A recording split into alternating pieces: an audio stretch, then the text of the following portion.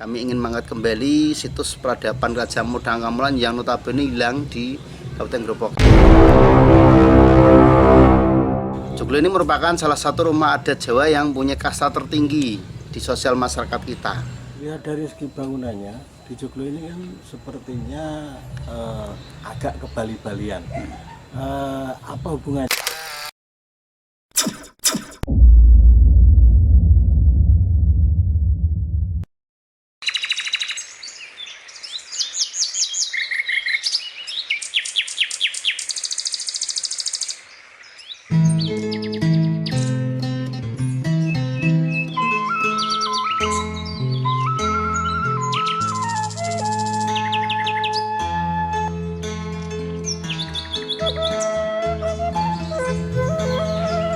Bisa diceritakan sedikit sejarah terkait Candi Joglo?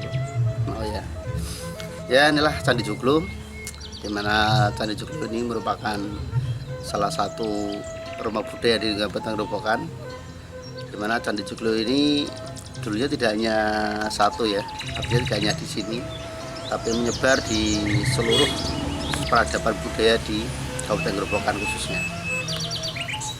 Dan di zaman dulu kala bahwa Candi Joglo ini merupakan sebuah peradaban dan berpindah-pindah tempat masyarakat kita menjadi masyarakat yang menetap atau mempunyai yang namanya sosial, ekonomi dan budaya.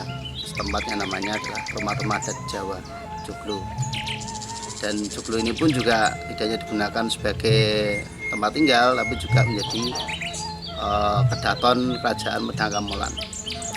Melihat dari bahan baku utamanya Joglo sendiri yang merupakan sebuah kayu, ini adalah kayu jati, di mana kayu jati ini adalah endemik tumbuh di Kabupaten Grobogan pada khususnya dan wilayah-wilayah di Pantai Utara, termasuk Blora, Cepu, Bojonegoro, Lasem, Sragen dan juga sebagian Ngawi. Nah, di letak inilah perbatasan antara Grobogan dan juga wilayah Jawa Timur dan Bojonegoro, merupakan daerah kekuasaan dari Kerajaan Medang Kamolan dan menjadikan pra-peradaban kerajaan di Jawa. Di Kabupaten Grobogan ini bervariatif, sebenarnya tidak hanya Joglo ya yang diangkat menjadi salah satu rumah budaya masyarakat Jawa khususnya.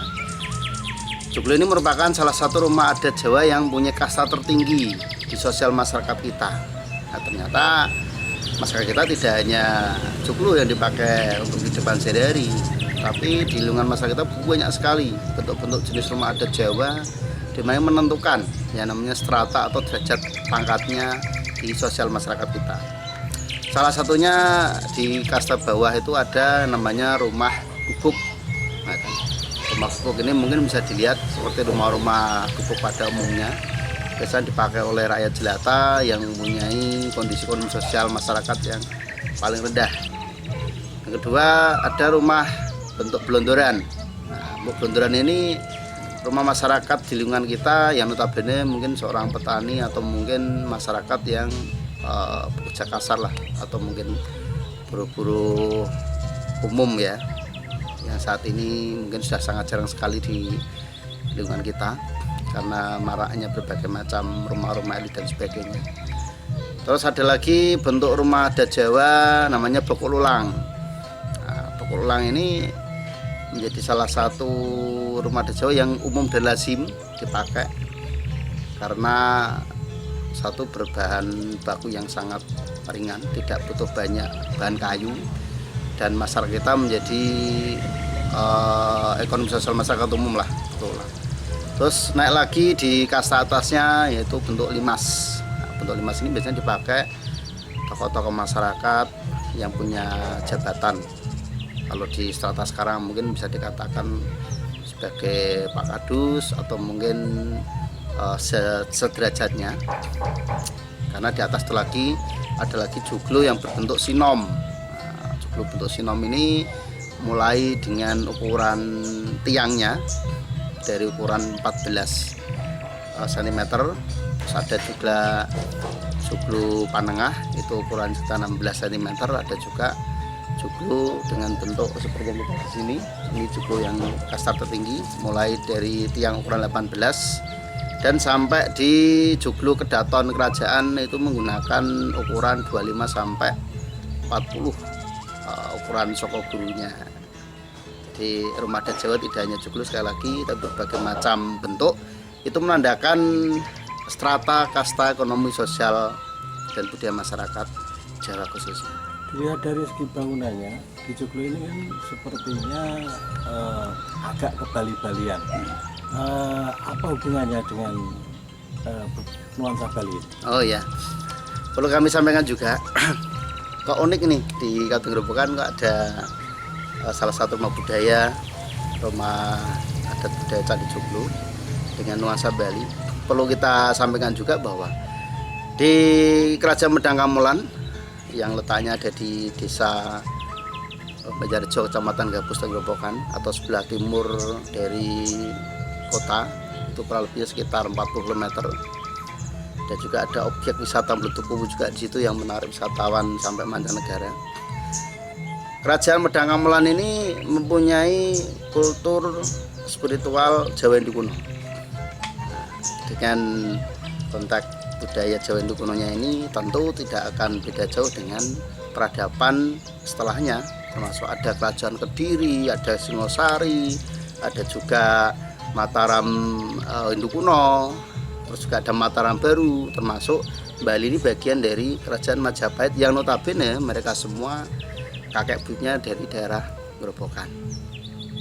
Jadi kami mengangkat kembali sebuah nuansa atau suasana peradaban Jawa Hindu kuno di khususnya Tanah Pulo Jawa yang berada di Kabupaten Grobogan dengan nuansa seperti yang kita lihat seperti di Bali.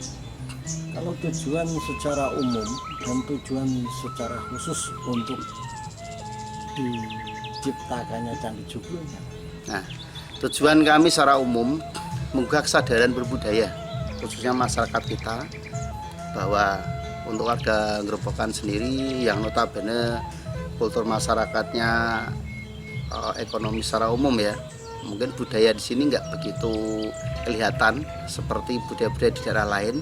Kami ingin mengangkat kembali situs peradaban Kerajaan Medang Kamolan yang notabene hilang di Kabupaten Grobogan. Hanya ditemukan situs-situs seperti pondasi-pondasi dan juga batu-batu kuno, dan merupakan salah satu peninggalan dari Kerajaan Medang Kamolan, agar masyarakat Grobogan ini mengerti bahwa ternyata budaya masyarakat kita juga tidak kalah hebatnya seperti peradaban di daerah kota lainnya. Dan secara khusus kami ingin mengangkat kembali bahwa peradaban Candi Joglo ini dulunya menjadi cikal bakal candi-candi khususnya di Pulau Jawa, karena sebelum ada candi-candi batu yang bisa kita lihat sekarang ini seperti ada Prambanan dan Borobudur, ternyata masyarakat kita sudah menggunakan rumah-rumah adat Jawa Joglo ini menjadi salah satu tempat kegiatan, baik untuk kegiatan peribadatan maupun untuk kegiatan bersosial ekonomi masyarakat kita. Nah, dari peradaban Medang Kamolan ini akhirnya memunculkan peradaban Mataram Hindu kuno yang ada di lereng Gunung Merapi, memunculkan peradaban dinasti Sailendra dan dinasti Sanjaya. Inilah peradaban kerajaan Jawa, Hindu dan Buddha kuno di Pulau Jawa. kabarnya Candi Joglo ini dulu pernah menjadi tempat perkumpulan spiritual. Maksudnya yang bagaimana? Ya, di Candi Joglo ini awalnya memang bukan tempat untuk wisata, tapi digunakan juga untuk kegiatan meditasi dan juga untuk sarasen budaya, di mana teman-teman dan juga masyarakat kita ini membutuhkan yang namanya wadah dan tempat, sehingga kami memfasilitasi Joglo ini digunakan untuk sarasen dan untuk kegiatan mengeksplor atau mengumpulkan berbagai macam artefak dan benda-benda kuno lainnya yang ada di lingkungan sekitar kita, sehingga masyarakat melihatnya ini juga menjadi salah satu seperti museum budaya. Jadi teman-teman baik secara spiritual maupun seni, mereka menggabungkan jadi satu, mengumpulkan berbagai macam artefak dan juga benda-benda budaya lainnya di Candi Joglo. Di sini memang ada kegiatan namanya sarasehan. Kita sarasehan ini biasanya kita lakukan seminggu sekali untuk sharing, saling berbagi informasi, dan juga saling mengangkat kegiatan lingkungan budaya di sekitarnya, termasuk nguri-nguri punden. Ini juga bagian dari sarasehan yang kita tampung untuk menjadi sebuah pengangkatan budaya masyarakat kita. Yang kedua ada juga meditasi. Meditasi ini ada beberapa instruktur ya, atau mungkin orang yang mendampingi untuk belajar olah rasa, menselaraskan apa yang dirasakannya dengan lingkungan sekitarnya. Jadi Candi Joglo menjadi tempat berkegiatan sosial dan budaya masyarakat kita. Dikabarkan di Candi Joglo ini banyak benda-benda bertuah yang diyakini memiliki kekuatan tersendiri. Bisa dijelaskan? Ya. Karena di Kabupaten Grobogan ini ada berbagai tempat, baik itu menjadi situs sejarah maupun juga situs religi. Salah satunya adalah Merapen Abadi, di mana Merapen Abadi ini merupakan tempat pembuatan keris-keris pusaka. Jadi di Candi Joglo ini banyak sekali sumbangan-sumbangan dari teman-teman maupun para budayawan yang notabene mereka mempunyai beberapa benda seni, entah itu dari peninggalan, entah itu dari penemuan, di mana mereka tidak bisa merawat dan mungkin ingin mengangkat menjadi salah satu tempat untuk mengumpulkan berbagai macam benda-benda lainnya di Candi Joglo. Jadi mereka menyumbangkan beberapa keris pusaka, ada juga tombak, dan juga ada beberapa batu-batu permata lainnya, termasuk fosil-fosil yang ada di Kabupaten Grobogan, dan itu merupakan salah satu peninggalan institusi kerajaan Medang Kamulan juga. Jadi banyak sekali di Candi Joglo ini sumbangan dari teman-teman spiritual dan juga budayawan di sekitar lingkungan kita.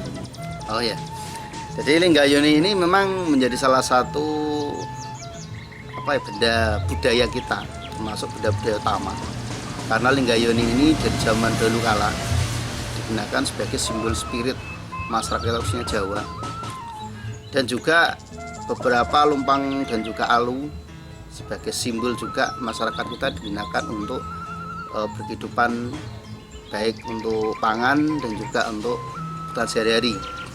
Jadi Linggayoni di sini memang digunakan untuk spirit meditasi, tapi juga ada beberapa benda lainnya, termasuk ada lumpang alu yang menyimbolkan juga seperti Linggayoni.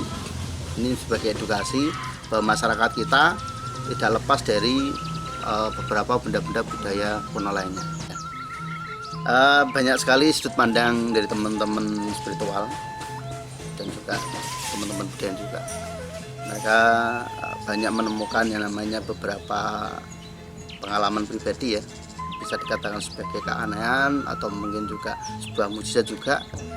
Banyak sekali teman-teman yang kesini mulai belajar olah rasa, bermeditasi, belajar mengenal kehidupannya, sampai ada beberapa teman yang meminta doa untuk kesembuhan dari segala penyakit dan juga kondisi ekonomi dan sosial masyarakatnya. Dan keunikannya dari mereka yang pada meditasi di sini, ini bagi mereka yang dapat anugerah seperti Kamboja, karena sini juga banyak Kamboja. Tapi ada Kamboja kelopak genap, ada 4 dan juga ada 6.